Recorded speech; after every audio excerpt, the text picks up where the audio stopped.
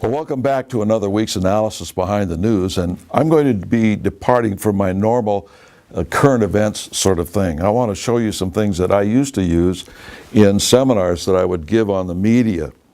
Now, I haven't done this in a long time, so I have just the old examples that I gathered in their day, so to speak, to show how the media can manipulate people. First of all, I want to start off with Life magazine.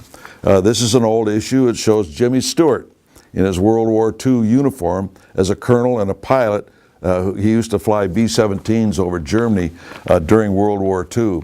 But you see, back in this day, and it was, let's see, this issue is September 24th, 1945. And a major article in here called Pearl Harbor. And in here it says the facts were known to Republican presidential candidate Thomas Dewey in 1944. He withheld his fire, but now is the time to assess their meaning. And what they're talking about, and what this article is about, is the fact that Roosevelt and certain individuals in the hierarchy of the federal government knew about Pearl Harbor before it happened. Now, if you go to Life magazine or Time later on in their life, particularly Time now, it's still in existence, Pearl Harbor was a surprise. It was a sudden attack on the United States. Our government didn't know anything about it. Well, they used to know about it, these sorts of things.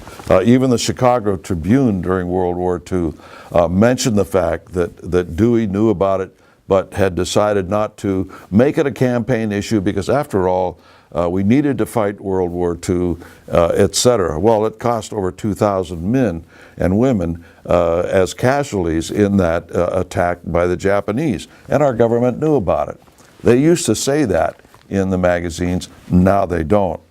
Here's another thing to show you how they can tell certain things and have an image that is entirely false.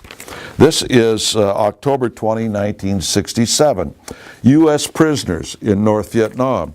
And it's an article about our prisoners being held in the Hanoi Hilton and that sort of thing, and how, generally speaking, you know, they're prisoners of war, and that's not a very good thing, but they can get communion, they get supplies, they get the fact that, well, they've got to go out and sweep the grounds, and so on and so forth, and they live in isolation.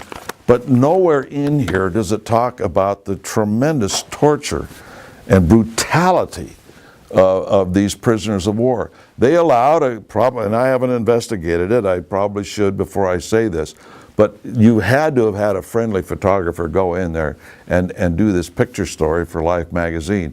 By friendly, I mean friendly to the other side, not ours. Here's another example of how photographs can be misleading. This is on the National Wildlife Federation in their 1971 Ecology Index. And you can see these poor kids, all they've got left to play on and have a picnic on are medians and banks alongside the major freeway, which is glutted with carbon-producing automobiles. And then you can see the haze of smog in the background from all of these factories. Well, this, ladies and gentlemen, is how it really looks. Half of those factories aren't there, and none of them are spouting this smog and smoke and everything else. So here you have propaganda, here you have reality. Another case, to show the kind of control that the media has, and again, this is old stuff, but it's a good example.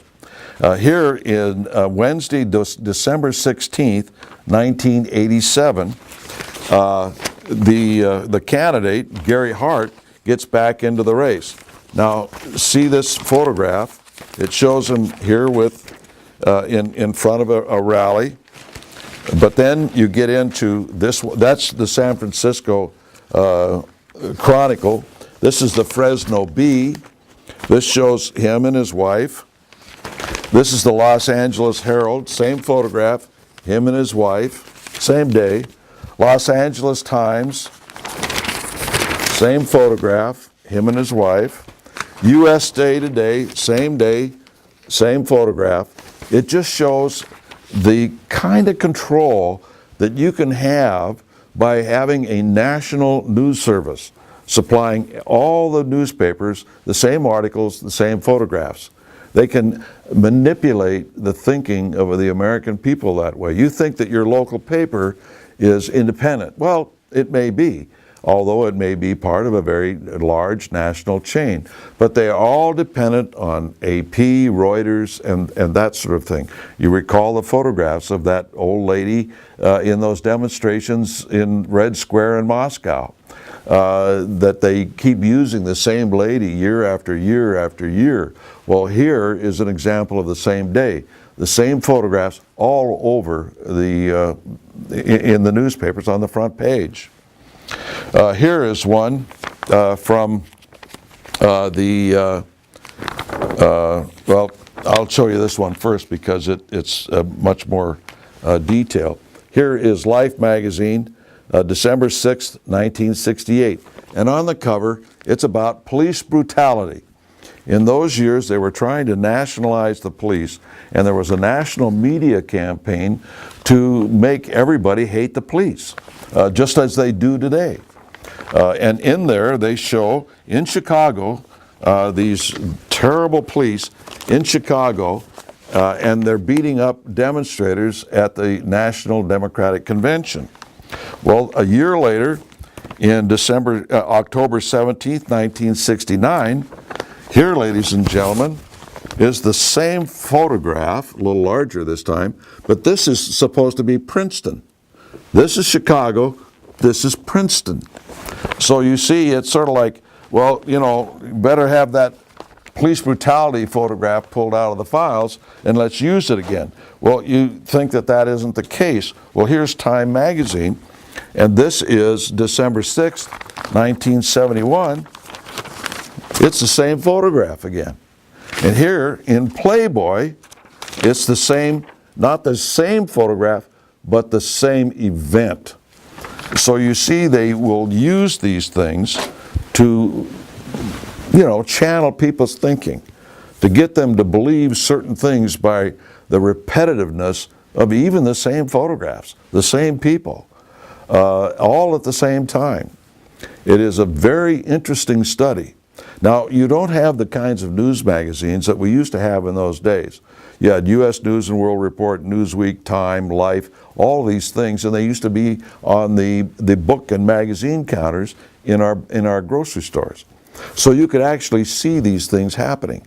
You'd be amazed at how often supposedly diametrically opposed news magazines would use the same photographs, the same headlines sometimes on their front cover. You could say, well, maybe they've got the same mindset. Well, maybe so. Maybe it isn't a conspiracy. But somebody is sure controlling the news media in this country. And that somebody is moving our country to the left. You can call it anything you want.